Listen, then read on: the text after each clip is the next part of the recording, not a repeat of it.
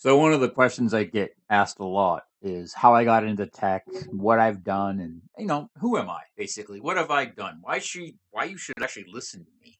What experiences do I have? And sure, today's the day for that. I have no problem doing that. That's LinkedIn in the background. So I got into tech because I loved it. I actually was writing code and working with computers as far back as 4 years old. I was writing code on a Pong machine in assembly uh, back in the 80s. And so, as a result of that, I have a very long history writing code. I remember the Apple stuff. In fact, my school got, and my junior high school got new computer labs with Apple computers because of my test scores.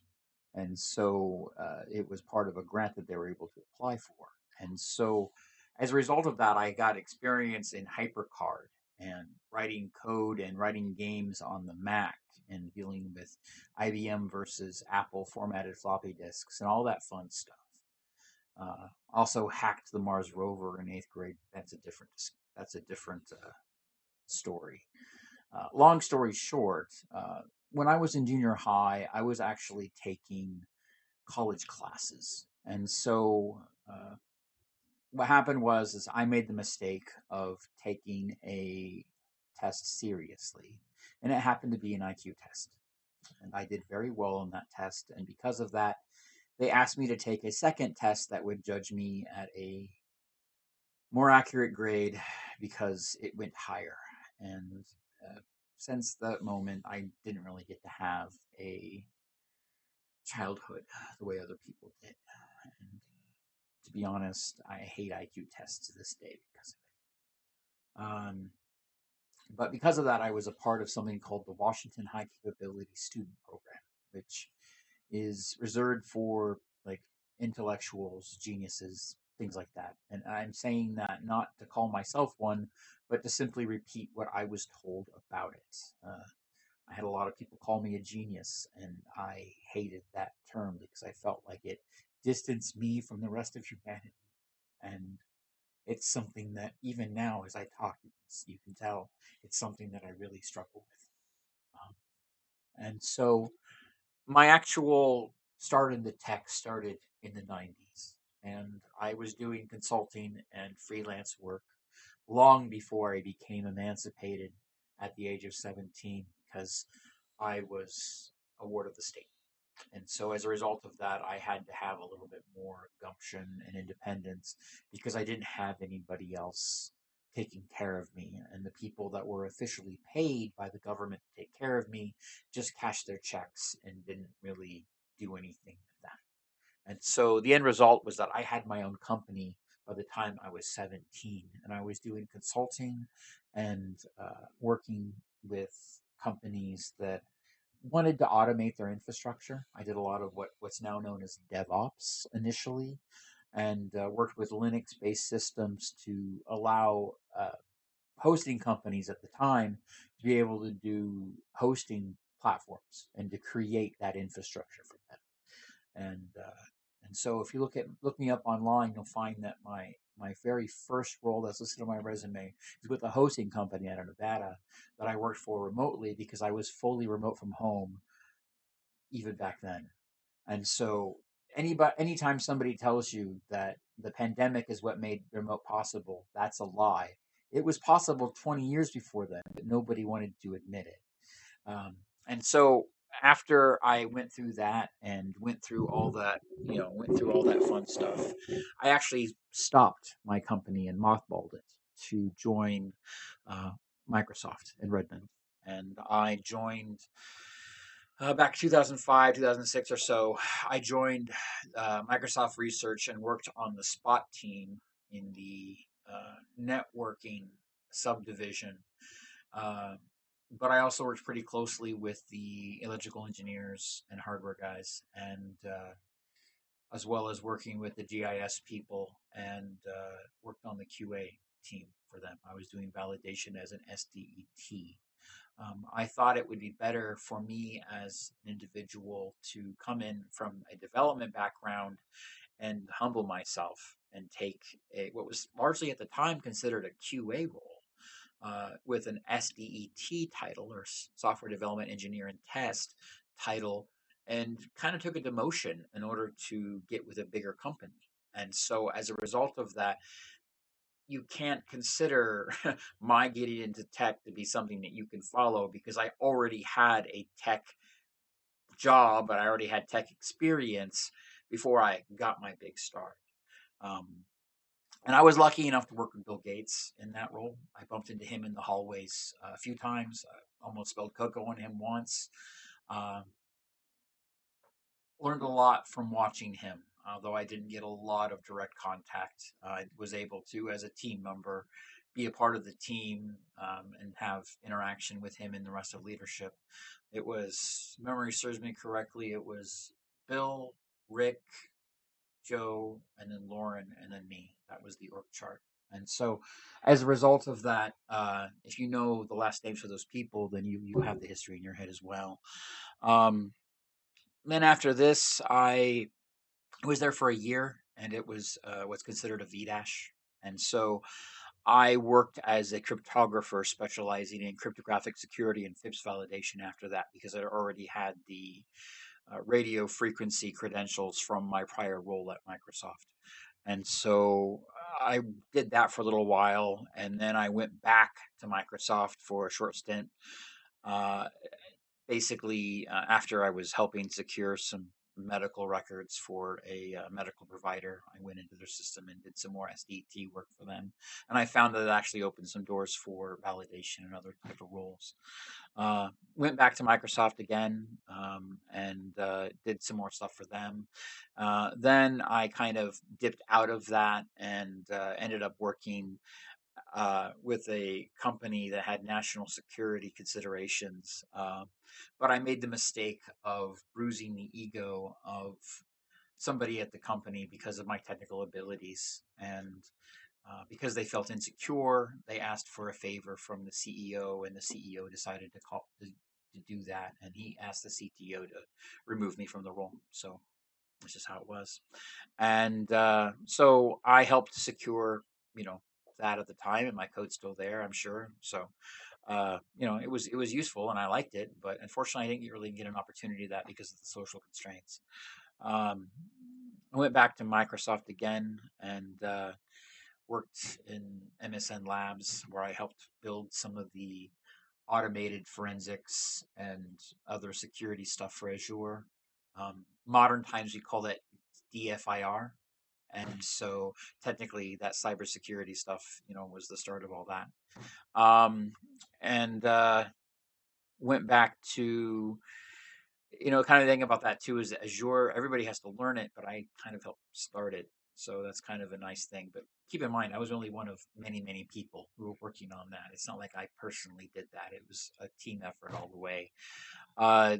The around 2011, 2012 or so, I actually worked with a company that was helping to cure cancer, and I mostly automated the worked in a QA validation role, but I also met some people that are still my friends to this day, and helped them learn C sharp, because I learned that on the job at Microsoft in my prior roles.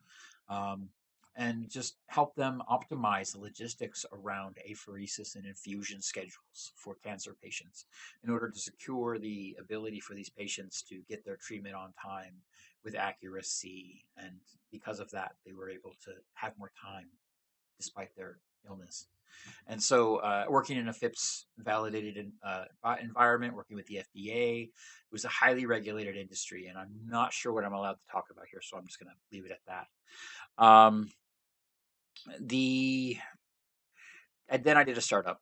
I saw the success from the team that I was on, because I was on a Tiger team that was a turnaround team for the company, and I'd been exposed to a lot of the company details and other things, and I realized that I could do this too. And so I went off and I started a company, and I got my business partner, and off to the races. Had a successful, valuable product, and then it got stolen by my partner.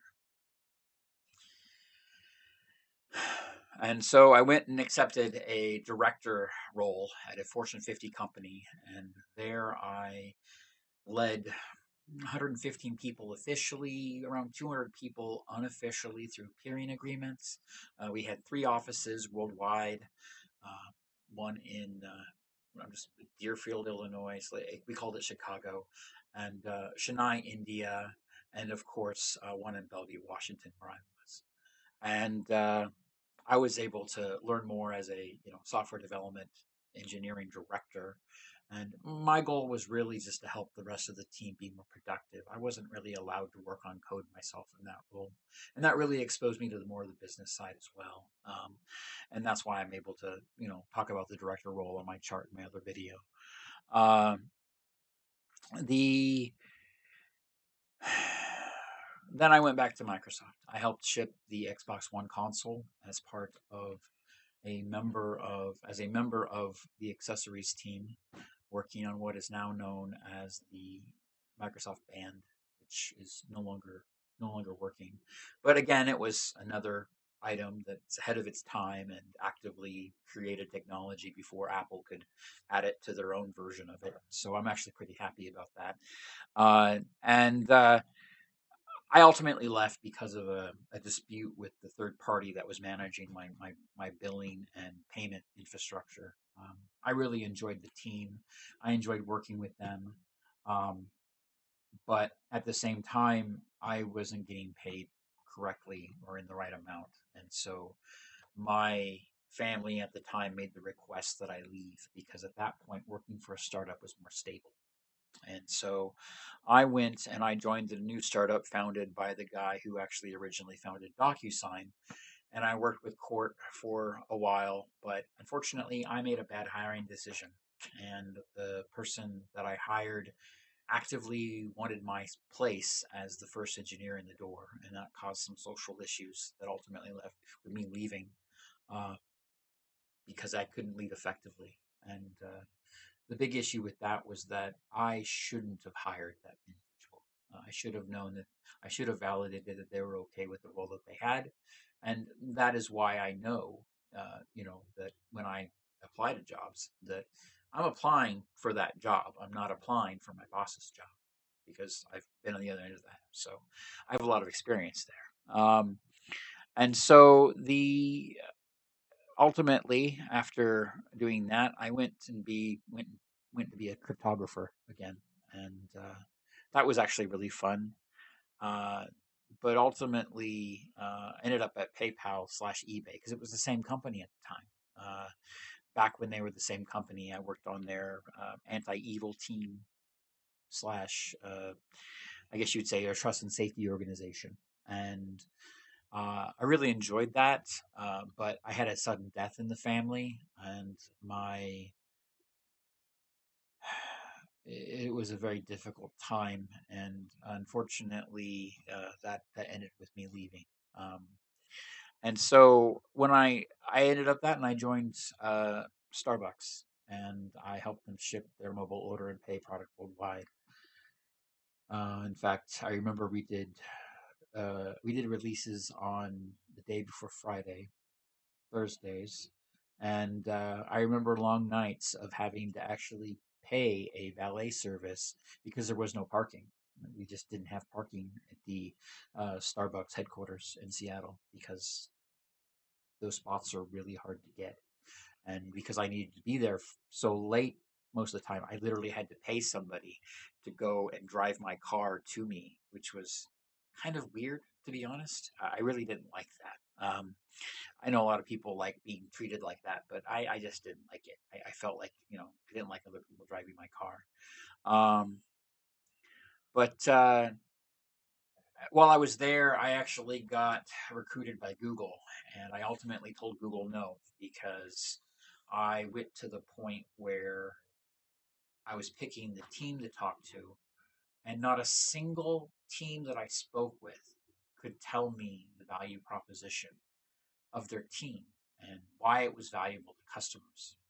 And the only feedback that I was able to collect on why that was because of the committees. And so, because Google seemed remarkably metric driven, but they didn't seem data driven, I ultimately said no. I just didn't want to be in a situation where I didn't know what I was working on or what the value was to customers. And so I ultimately just said no to them and moved on to,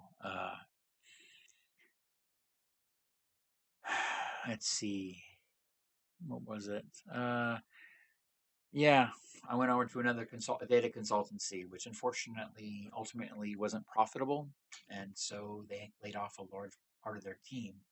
I had a discussion with the leadership because the CEO was kind of a friend of mine at that point, and I made the determination that he could keep five of his other developers uh, because I was going to leave.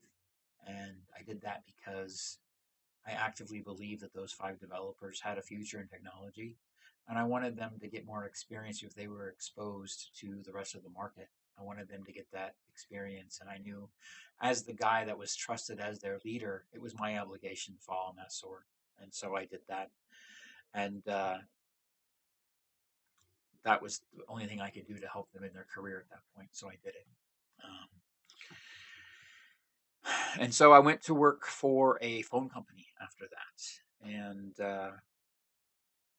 I literally gave that phone company MMS capabilities, which uh, was huge because it allowed them to get bought out later on. But unfortunately, the contract CTO that was working there and I did not see eye to eye. And my boss ultimately was forced to leave the company because of other stuff that happened. And so my boss had been grooming me for another engineering director role at the company. And so that ended when that happened. And I ultimately didn't feel like I had really any future at the company because of the big shakeup that had happened in leadership. And so because of that lack of leadership and because of that lack of a vision for a real future, I ended up leaving and I ended up going back to Microsoft and Microsoft Research and went back to what was hacking STEM and helping kids learn about science, technology, engineering, and math. I actually was granted access to the Office code base in that role, and I was able to make check-ins and deal with their giant build system for that. And I can actually say that I have code in Excel because I do, and I actually have. I was the original creator of a plugin known as the Microsoft Data Connector plugin, and that was the first uh, plugin that we shipped for that, and that turns Excel into effectively a learning machine and allows kids to learn about science, technology, engineering, and math by connecting them to like Arduino devices and Raspberry Pis and things like that. And really proud of that work and managed to really do well there. And then after that uh, contract ended, uh, I went up and I tried to do another startup and that failed. I business partner tried to steal all the code, and so the business partner that I trusted just yeah. And unfortunately, that's a common thing, which is why I kept going back between large companies and then startups because I needed to recapitalize. And so went back after that. I went back to Microsoft and to work on the Microsoft risk detection team, automating red team stuff in cybersecurity. And while I was in that role, I was hit by a car, and the car in question that hit me was actually hit by a bullet car that hit them, and it was a giant multi-car pileup started by a car that ran a red light, and they ran the red light and sped through it because they were running from the cops because they had active warrants. And so that not only totaled my car, but also injured me to the degree where I could no longer walk again after everything settled down. And so I had to do some freelance and stuff and get some flexibility to deal with the pain that I was in and heal from my injuries enough to get back to work. and then I accepted a role at Amazon to scale uh, Amazon Work Docs and work on some of the AWS backend. And what I was told was an L7 role, but this was 2020 at this point, so there was a lot of stuff going on, and I didn't get any real support. Then I went and I said, "Eff it, I'm half dead anyway. I'm measuring my life every day by the amount of blood I can lose. Let's do a startup." And I ultimately wasn't able to. Yeah, yeah. I ultimately wasn't able to deal with some of the fallout of that startup. Um, Alexa, shut up. Um, the the fact is, from my perspective, I was thrust into a really uncomfortable situation because the role that I actually joined in that startup had been previously filled by a brother of another founder, and that brother of the founder had literally worked themselves to death. And I was in their role, and I was told this like a month or so into the role, and so between all the injuries that I had and everything else going on, I wasn't in the right place, and so that additional stress just wasn't good for my health. And ultimately, it wasn't a fit. We mutually agreed, and I left. But while I was there, I gave them a full mapping solution and helped them with their back end and gave them everything they asked for. In fact, what I found was the front end couldn't keep up with my code as the back end engineer. So there you go. And then, so I went on and I decided to switch things up a bit. I went and I decided to join a self proclaimed executive staffing firm as a senior backend engineer working on their applicant tracking system. And so I managed to, as part of that role, also get a full week of in-depth recruiter training in order to understand their version of the pipeline and how candidates and clients interact with each other and are paired up for hiring in technology. And so, as part of that, I was formally trained as a technical recruiter who reaches out, finds people, puts them through the pipeline with a client in mind, and manages that because I had to understand all of that as part of working on the code for the applicant tracking system to make sure things matched. Unfortunately, in that role, I also found code in the applicant tracking system that I didn't agree with. That was where I learned about what in the industry, it's very well known that applicant tracking systems have things called knockout questions. And I learned about those in that particular role as well.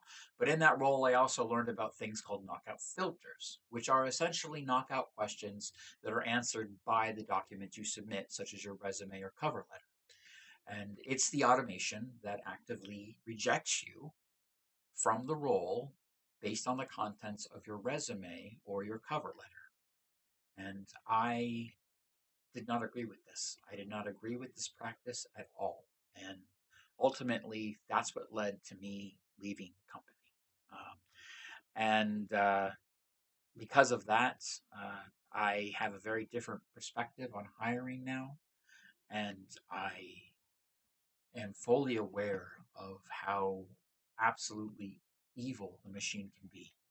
And so when I talk about these things, I need to understand that I'm talking about from the perspective of somebody who's been formally trained on it. I'm not a nobody. I'm not somebody who doesn't know anything. I've literally worked for a company that did it. I was formally trained in it, and I've seen the actual code that did it. And then I pushed back to my boss and said, "This is wrong. We shouldn't have this. We should delete this."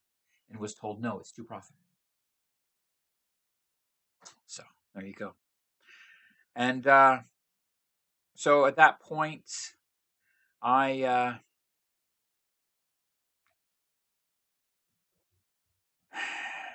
so I went and I did another startup because I needed to clear my head. I I wanted to help a startup, and I just wanted to forget everything that I had learned about hiring. And unfortunately, I was a little too eager to do that. I'm still under NDA and I can't talk about anything they do, which sucks because it really hurts my ability to talk about it from a perspective of trying to get another future job and talk about what I've done in the past. And it sucks and I hate it. Um, and then at that point, a lot of people in my life started dying of COVID. And I had to take some time off because of that. And then I tried to force myself back in the startup world and tried to, force myself into doing more startups and put myself back in the game, so to speak. And that company no longer exists, so it's not really worth talking about.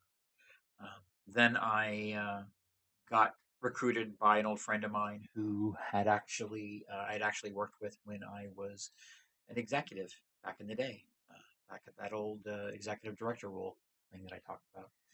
And he had been an actual dev back then, and now he's a CISO.